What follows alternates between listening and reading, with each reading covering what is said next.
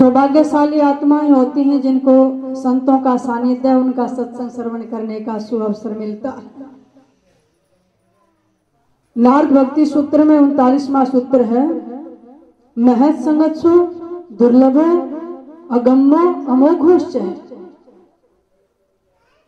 नारद जी कहते हैं कि संत महापुरुषों का संग दुर्लभ, अगम्य और अमोघ होता है, यानी बहुत कठिनाई से मिलता है और अचूक, जो कभी जीवन में निष्फल नहीं होता, निरर्थक नहीं जाता है। इसलिए सुंदरदास जी भी लिखते हैं कि संसार में आपको भले ही भौतिक साधन, व्यवस्थाएं, सुख सुविधाएं मिल जाएं, लेकिन संत समागम दुर्लभ होता है। तात मिले पुन मात मिले, सुत बरात मिले, युवती सुखदाई, राज मिले गजवाज मिले, सब साज मिले, मन वांछित पाई, लोक मिले सुर लोक मिले, विदु लोक मिले, बैकुंठ को जाई, सुंदर और मिले सब ही सो गए, पर संत समागम दुर्लभ भाई। यानी माता पिता भाई बंधु लोक परलोक, राजपाट गज ठाट सब कुछ मिल जाए, लेकिन जिस समय अभी आप प्रेजेंस में, यानी इस उपस्थिति में वर्तमान में बैठे ना संतों के सामने, ये क्षण आपके लिए दुर्लभ है। ये परमात्मा की कृपा से मिलता है। और क्षण भर का संतों का क्षण, कहते हैं हमारे करोड़ों पाप काट देता है। आपने सुना होगा, एक घड़ी आधी घड़ी आध की पुन आध, कबीरा संगत साध की कोट कटे अपराध। एक तरफ तो आप सुनते हैं सत्संग में कि हमारे अपराध कटते हैं करोड़ों जन्मों के, लेकिन दूसरी सब तरफ महापुरुषों से ये भी सुनते हो कि जैसी करनी वैसी भरनी, जो कर दिया वो हमें काटना पड़ेगा, भोगना पड़ेगा। लेकिन अगर आप संत महापुरुषों के संग में आते, सत्संग में, वो कर्म हल्का कैसे हो जाता है। एक व्यक्ति ने यही अपने गुरुदेव महाराज से प्रश्न किया, महाराज आप कहते हैं कर्म कट जाते, दूसरी तरफ कहते हैं कि भोगना पड़ता है। तो गुरु महाराज ने एक इतनी बड़ी लंबरी ईंट दे दी और कहने लगे छत पर जा और मेरे सिर में मार। कहने गुरुदेव मैं कैसे मार सकते, तो चोट लग जाएगी, खून बहेगा। कहने लगे अच्छा, उस ईंट के बराबर और रुई तोल के दे दी, इतनी बड़ी गठड़ी हो जाएगी। कहने लगे ऊपर जाके ये सिर में मार, इससे क्या होगा। कहने जी लगे तो गी पर चोट नहीं आएगी, और रुई का गट्ठर सिर में मारो तो चोट नहीं आएगी। इसी प्रकार जब हम संसार में होते हैं, कर्मों में उलझे हो, तो इस तरह हमारे कर्मों की चोट लगती है। और जब हम संत महापुरुषों के चरणों में आ जाते हैं ना, कर्म तो वो है पर रुई की तरह लगेगा, चोट नहीं लगेगी, कर्म भी भोगा जाएगा। इसलिए कहते हैं कि आध घड़ी की आध की घड़ी आध की पुन आध, और संतों से ती गोष्ठी जो कि जैसो लाभ। गिरिदास महाराज फरमाते हैं कि एक घड़ी में कितनी मिनट होती हैं, 24 है ना। 2.5 घड़ी का 1 घंटा होता है, और उसका आधा करो 12, फिर उसका आधा 6, फिर उसका आधा 3। इतने मिनट भी आपने सत्संग सुन कर श्रवण कर लिया तो पता नहीं आपकी कहाँ परमात्मा की कृपा हो जा, कहाँ पहुंचा सकता है। एक बार ना एक मजदूर था, पर किसी संत का प्यारा भी था।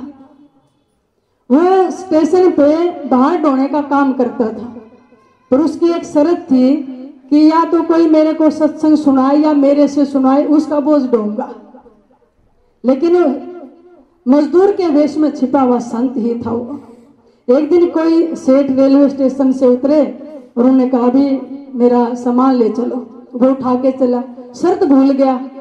रास्ते में याद आई और उसका बोझ रख के कहने लगा सेठ जी मेरी शर्त है, या तो सत्संग मेरे से सुनो या सुनाओ।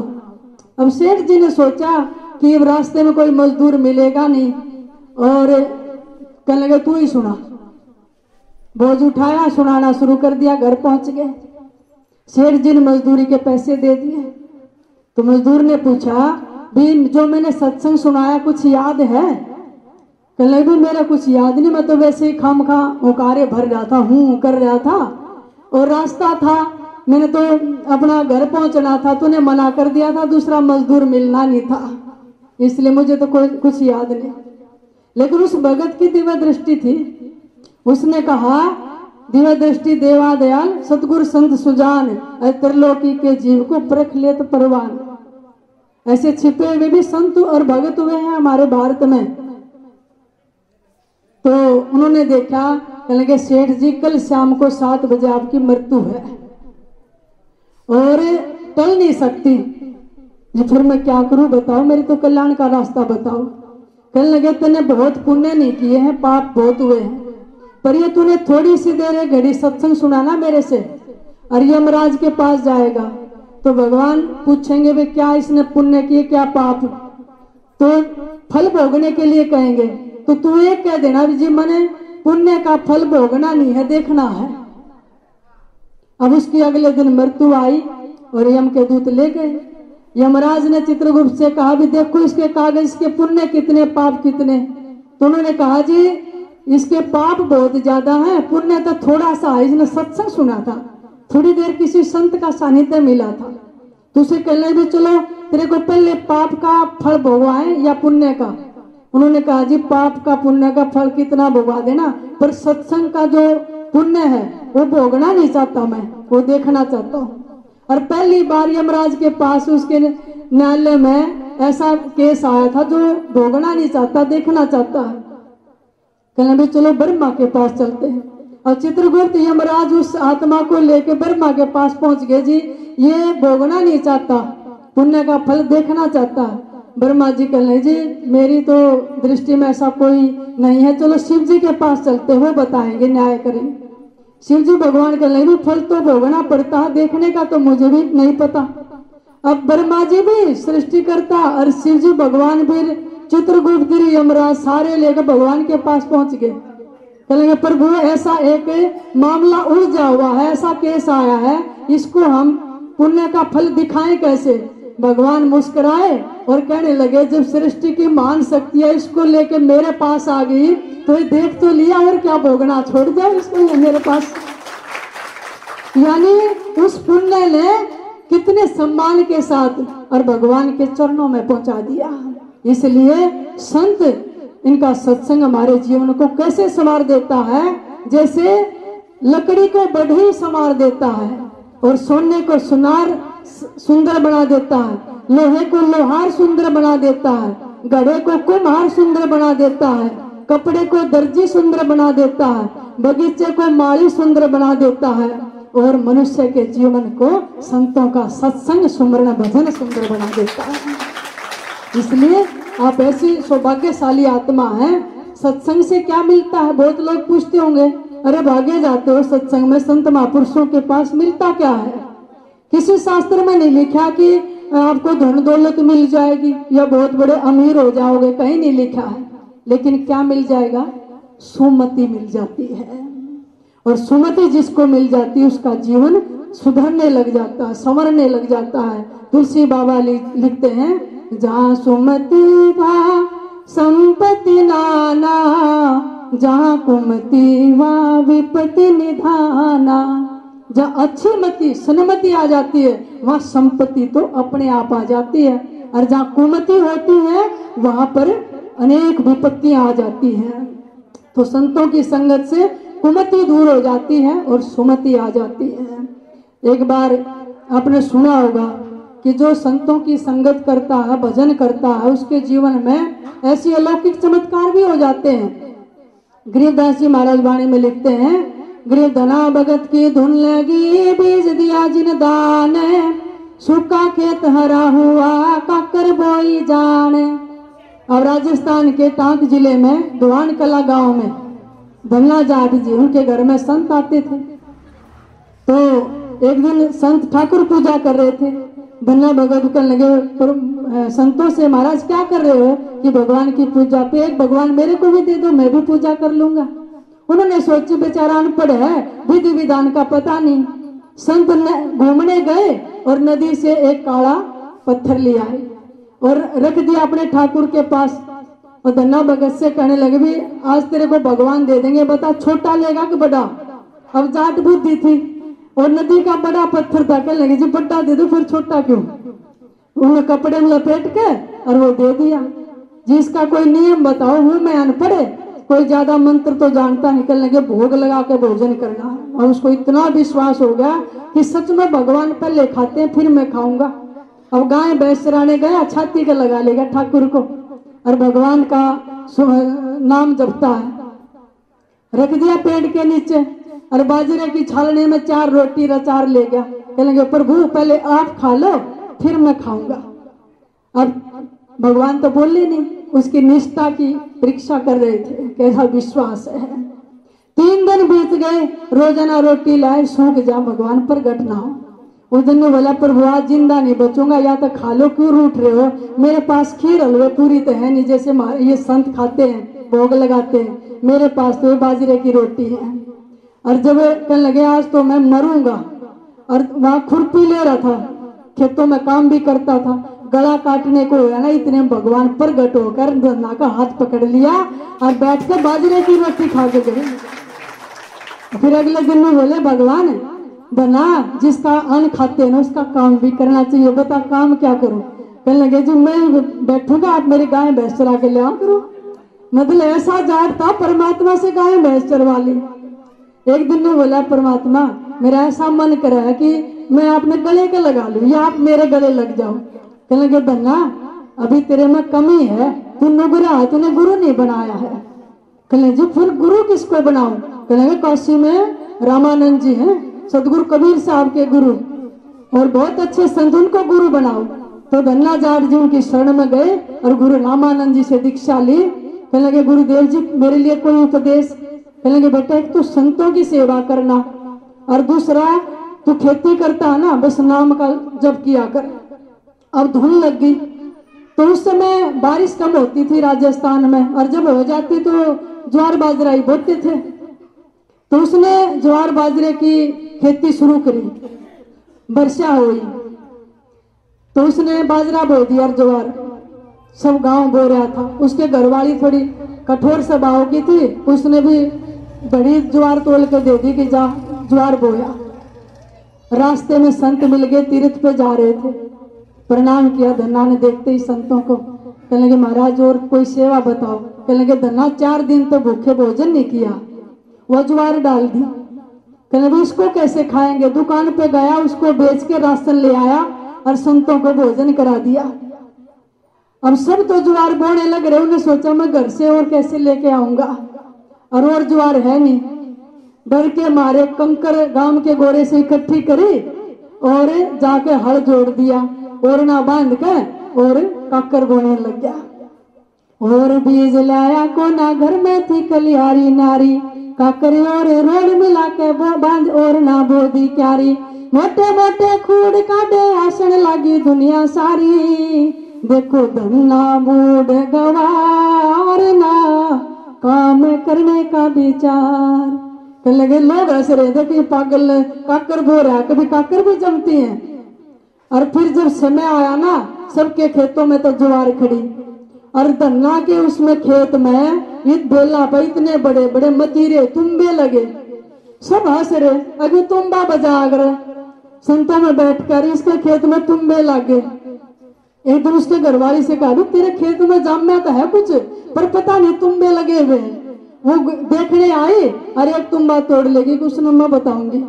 घर जाकर जब बैठा था ना, कहने लगी ये लागे खेत में, और तले गर्दन कर रहा था, मारा मट देगी सर में, और एक एक धड़ी ज्वार उसमें तो बिखरेगी सारे घर में। तुम्बे में तनियों की न्यू निकली हुई कोरी ज्वार निकली। तो एक संत ने बहुत अच्छा लिखा है, एक दिन किसी ने कह दिया वो खेत के मैं देखने आई, घूम पर कहने देखने लगी सारे तुम्बे दिए दिखाई। 6 में हो के उल्टी बोड़ी एक तुम्बा तोड़ लाई, दिया धन्ना के सर में मार, घर में बिखर गई ज्वार। सारे घर में ज्वार ज्वार होगी। और फिर गए चद्दर लेकर और तुम्बा फोड़े और एक धड़ी ज्वार, दूसरा फोड़े एक धड़ी ज्वार, इतनी गठड़ी बंध गई और धन्ना का इतना धन होने लग गया। उस दिन से धन्ना जाट को धन्ना सेठ कहने लग गए। परमात्मा ने इतनी कृपा कर दी, धना भगत की भूलेगी बीज दिया जिन दाने, और सूखा खेत हरा हुआ काकर बोई जाने। अब कहीं इतिहास में कहीं आपने सुना है कि काकर बोर बीज जामे, लेकिन ऐसी लीला इस नाम के प्रताप से है, विश्वास से है। जिसके अंदर निष्ठा होगी, परमात्मा पता नहीं क्या से क्या कर दे, अनहोनी को होनी कर दे, होनी को अनहोनी कर दे। तो ऐसी संत महापुरुषों की कृपा होती है। अगर सत्संग सुनोगे, सच्ची निष्ठा से नाम जपोगे, तो परमात्मा दूर नहीं है, हमारे पास ही है।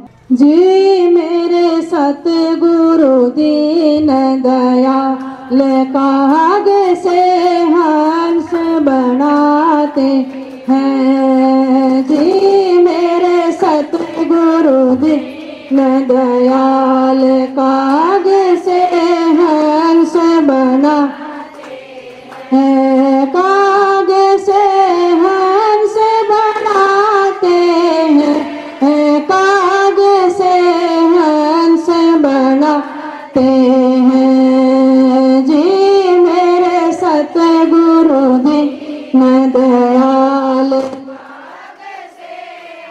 हंस बनाते हैं। अजब है सतगुरु का दरबार, अजब है सतगुरु बार भरा जा भगती का भंडार, भरा जा भगती का हर के ज्ञान उपदेश कराते हैं। कि मन का मैल मिटाते हैं। जी मेरे सतगुरु दीन दयाल काग से हंस बनाते हैं। जी मेरे सतगुरु दीन दयाल काग से हंस बनाते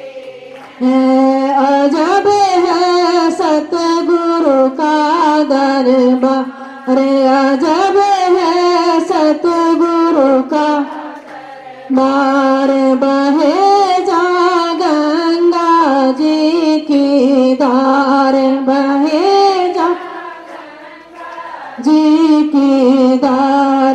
की प्रेम स्नान कराते हैं, कि भव से पार लगाते हैं। जी मेरे सतगुरु दीन दयाल काग से हंस बनाते हैं। जो कोई गुरु शरण में आवे, जो कोई गुरु शरण में आवे, चार पदार्थ पाके जावे, चार पदार्थ पाके कि जीवन सफल बनाते हैं। कि भगतों की पीड़ मिटाते हैं। जी मेरे सतगुरु दीन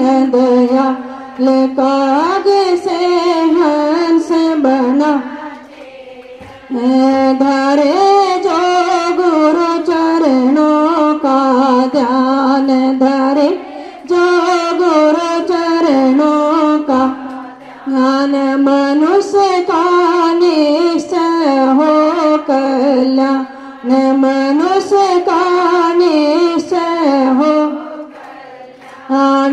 किया मेरा पुर ले जाते हैं, कि बेड़ा पार लगाते हैं। जी मेरे सतगुरु दीन दयाल काग से हंस बनाते हैं। जी मेरे सतगुरु दीन दयाल काग से हंस बनाते हैं। बोलिए सतगुरुदेव गुरुदेव भगवान की जय। सत साई।